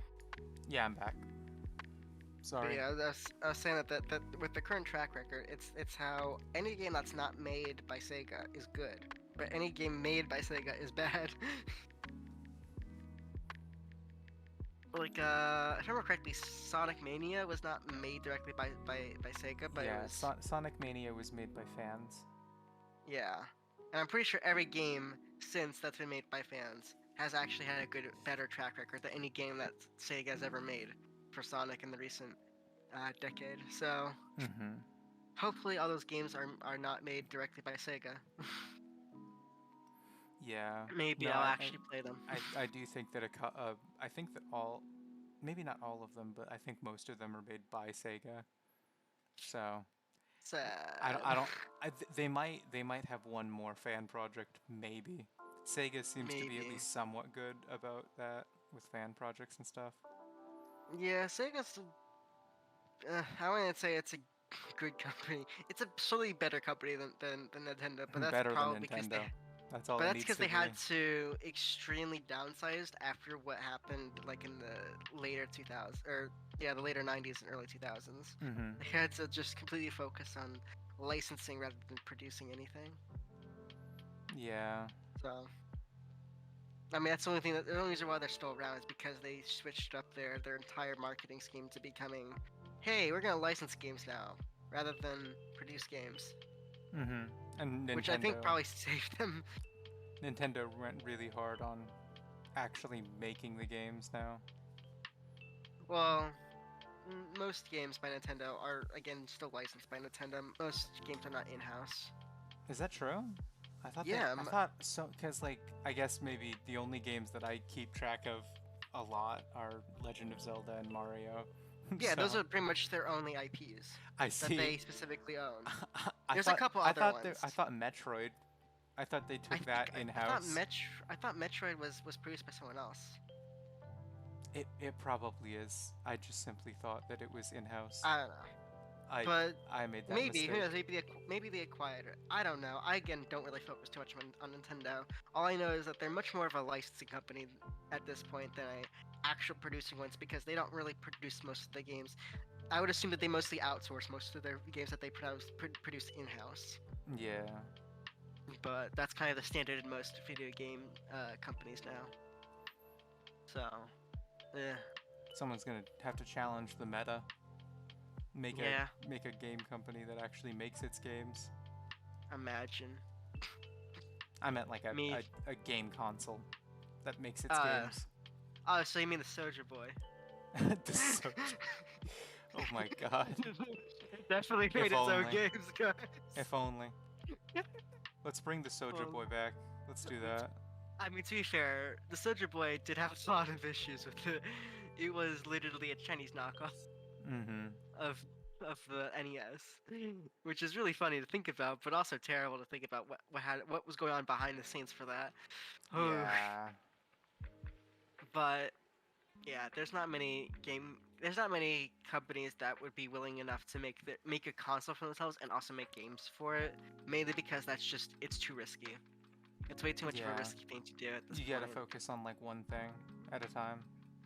Yeah, because Improve like the the console or improve the games. like let's say for instance Stadia, which was an attempt to make a console, quote unquote, that was able to play pretty much most games, Mm-hmm. and it didn't fail because of that. It probably was the only saving grace for it. The only issue was that it was expensive, from what I can remember, and two, just not a good product. It just did Yeah. not. It did not receive. It did not give what it was supposed to do. The game So streaming was apparently not that good, which was a huge yeah, issue. it had a lot of latency. It had a weird subscription service reminiscent of like Blockbuster. Uh, so it's kind of weird. So Stadia is not the direction you need to be going, but I think cloud-based gaming isn't necessarily the worst idea. I think it actually might save a lot of physical copies for games and kind of lessen the contribution to pollution for video games that is created by producing discs and stuff like that and merchandise and stuff like that. But I mean, that would just assume that cloud-based becomes better. Okay. I mean, I think things like Steam are pretty decent. not necessarily the company behind it, like Valve. They used to produce their own games. They used to. Now they don't produce any games. Now they just focus on Steam. Mm-hmm. Um, but That's yeah, the like reason. That's the the platform reason why itself is we. fine. Oh wait, I was gonna make jokes about like them not making games with 3 in them, but didn't they come out with like Half-Life 3 recently? I don't think it's Half-Life 3. I thought it's Half-Life Alex or something. No, I think they announced. Is it just me, or I thought they announced Half-Life 3? I can't. I feel like if it did, I would have heard of it. Okay, well Which makes me maybe they think that didn't. maybe it isn't. Let me double check. I could be wrong. I am under a rock for most of my life, so I could be uh I could wrong. have sworn. I could have sworn that they made Half-Life 3. They didn't make it, but they like announced that it was gonna be a thing, and like everyone freaked out, and they were like the So curse of 3 is broken. it looks like Half-Life 2 Episode 3 is a game, I see. but like, eh. The only thing that I know about is that Half-Life Alex came out last year. I see. So, Maybe that's the confusion that I got. But but I thought again, there was Half-Life 3 was the I thing don't think it is. that they announced very recently. I don't know. I don't see anything as of recently coming out. I see things for like 2000, but that was because of Alex. But again, it also still perpetuates the idea that Valve refuses to make a game that has 3 in it. Damn. Um, and by instead making it Half-Life Alex because you can't have 3. But yeah. I think it's still funny. But yeah, currently right now, Steam is just a platform where you can get your games online, which I mean is probably the best you can really do. I mean, it's not as bad as like other things. The only thing that I could probably say is that maybe there needs to be a competitor towards it, because then technically Steam has monopoly for it. But then its only competitor right now is Epic Games, which probably isn't necessarily the competitor we want to have against Steam because we know that Epic Games has their own intentions from it being owned by Tencent, who has a huge amount of wanting to take over the entire game industry Mm-hmm. by literally owning it. um, but I mean, at least Steam doesn't say we want to own all your games. We just want to not license them, have it as an availability to for you to put them on our store. So Mm-hmm. I mean, I think that is just a better mechanic other than like what Epic Games necessarily wants. Because the thing about it is that like Epic Games like has like this weird like contract thing, kind of similar to how Twitch has their own contract thing, where like you cannot distribute a game for a certain amount of time outside of the Epic Game Store, which I is see. just a really bad game. Like it's just really bad for like the gaming industry. Okay. So like that's kind of just got me in a way. But I don't know. Some people have stated to me that I go too hard on Epic Games for what it is. But Mm-hmm. I don't know. I still don't like Fortnite, so I don't care. You okay? But Is that but all you yeah, had to say about gaming? I feel like we've just went on a tangent for the last hour, 2 hours, really. Well, yeah. We technically didn't go on one tangent. That was the other stream. The other we stream went. was one single tangent. But Yeah, this time this is around, multiple tangents. we went on multiple tangents, which is much more like an actual just chatting stream. Yeah, yeah. Hopefully, I think it was entertaining. I hope it I think it was was. pretty good. I hope it was. Again, it was that kind of tangent issue where we were going on multiple topics at the same time. Could be a bit confusing, Hmm. but hopefully it was enjoyable for everyone. I hope so too. But All yeah, right. we're getting close to the 2 hour mark, so we should probably do our ending stuff. Yeah. How should we end it? Last time we just said bye and then I went to stream over. Well, we should probably discuss what we want to do next. Like, Oh, yeah. what do you? I should definitely say that I haven't streamed a lot recently, and so I've been trying to get a much more regular stream schedule going. Mhm. Tuesdays, I'm gonna try and do a just chatting stream with just any of the Saho members. Probably gonna be Jesus and Fluffy most of the time. And Yeah. then on Thursdays, I'm going to do game streams. And then I also have a tenuous day, which is just a day where I'll stream if I feel like it, and that's Sunday. And would that be in the same time range as today, or? I feel like no. The chatting stream is later than normal because you have to get off of work, I think. Yeah, But that's my fault. I'm sorry, I guys. might on gaming days like Thursday and Sunday, I'm probably going to stream more towards 1 p.m. at least around that time. All right, that's good. Just wanted to to find out when people are streaming because we So have yeah. Fluffy who streams on every single day and Yeah. somehow is able to overlap with everyone somehow. So yeah, I'll have Tuesday streams that may most of the time be around 8, and then I'll have Thursday and Sunday streams sometimes on Sunday that'll be around 1 and should be game focused, I think. And Mhm. that's what I'm gonna try and stick to for now. I think that's a great idea, at least for now, as a way to ease you into streaming because you don't want to Mm-hmm. overwhelm yourself. Who knows? Absolutely. Maybe you'll eventually be streaming all day like Fluffy. Yeah. Probably shouldn't though. Here's hoping. Fluffy kind of has a what do you call? Maybe too much of a streaming time where I agree. it hurts her more than helps. Yeah, I But agree. hopefully she figures that one out too. Getting on to what I have planned tomorrow, I'll be doing a stream. This time I'm actually gonna be streaming, not like last time where my literal monitor broke. So I'll be actually streaming tomorrow. I hope so. As long as none of my monitors break, I should be streaming. I'll be streaming 100% Orange Juice. A new update came out for it, and I want to go play with it a bit. It's a very fun game. I very much enjoy it. And it'll be more of a chill stream. It'll be more or less like more of a just chatting mostly. When's the 10-hour a day political reaction stream? I would not be able to handle that. I think I would die on the inside. I mean, I could probably maybe do like an hour or so of it if I ever get like an audience that wants me to do like reactions and stuff like that. But maybe one day. I've thought about doing that kind of stuff because I know like many other streamers, not even just political streamers, just do reaction videos. No, people love those. Mm-hmm. Um, but I wanted to cater more for the gaming stuff for now.